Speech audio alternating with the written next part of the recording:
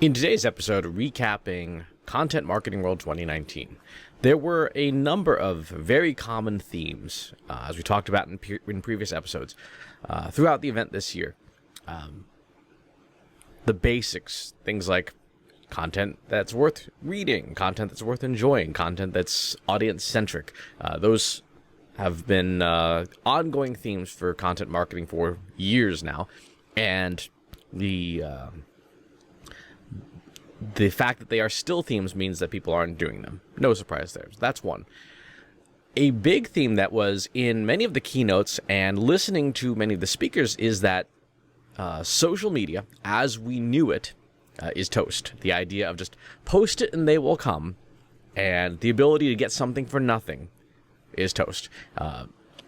From a strategy perspective, you should be treating social media as an advertising channel, just like you treat Google ads as an advertising channel, or YouTube ads, or whatever. If you want to play, you must pay on social media. You don't necessarily have to pay a lot, but something for nothing is over on that front, and your strategy should reflect that. Search engine optimization, organic search engine optimization, has retaken center stage in part because the free lunch of social media has largely come to an end. And so many of the sessions, a lot of the content, a lot of the focus at Content Marketing World was really about creating content that is findable. What's changed for a lot of folks is that because people took their eye off the ball on search for a number of years and focused on social media, much of their search knowledge is out of date. Things like individual keywords are not the thing anymore. I know in my own work, we've been spending a lot of time with machine learning, using natural language processing to try and better understand how the search engines and their machine learning and artificial intelligence create rankings. And so for many SEO practitioners who are a little rusty, a little dusty, it is time to reskill up on what modern SEO is now. And modern SEO means extensive use of data and extensive use of machine learning and AI. You can't do SEO today without it.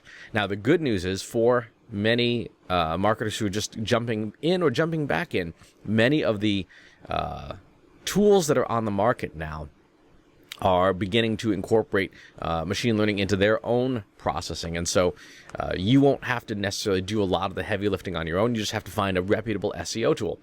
I use RFs. A number of other folks use things like Moz or SEMrush or SpyFu.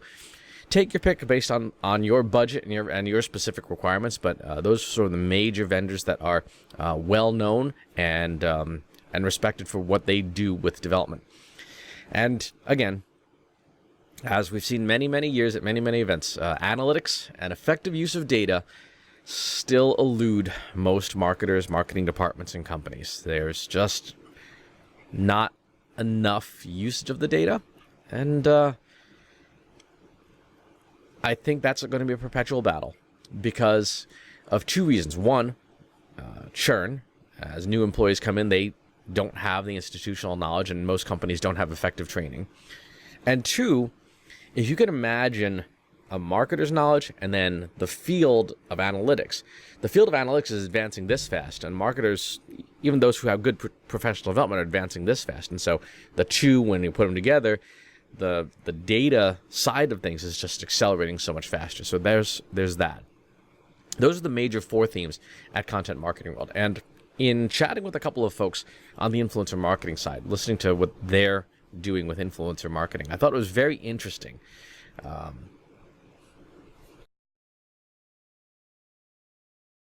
On influencer marketing is that it is going to be much less about loud mouths because, again, social media's organic reach is increasingly declining. Which doesn't kind of an oxymoron.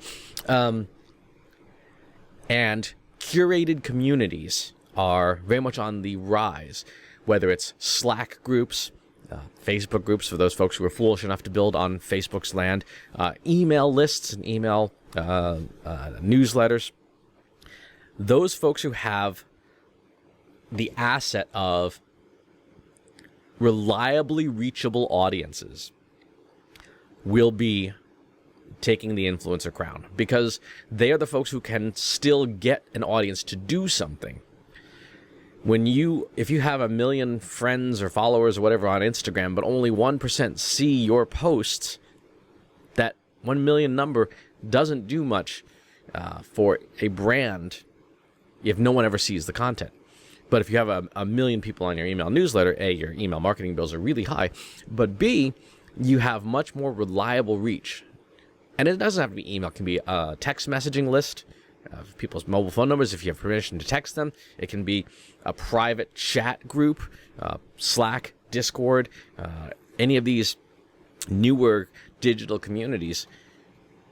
That's where reliable reach is going to come into play. So one of the things to think about in your marketing is, how much reliable reach do you have? How much reliable reach do your influencers have? Can you measure it? Are you tagging things correctly to give credit to the influencers and collaborators you're working with? And if you're not, now would be the time to start, because that is, as far as I can tell, the way the wind is blowing. The free lunches are over. You need to build your own first-party communities, and you need to build relationships with people who have reliable reach. So, some final wrap-up thoughts there from Content Marketing World. Overall, terrific event. Special thanks go out to Robert Rose and Andrea Larrick and Stephanie Stahl and Kathy McPhillips and the entire CM World team for having me. It was fantastic fun. Enjoyed sharing my thoughts on artificial intelligence and the where things are going.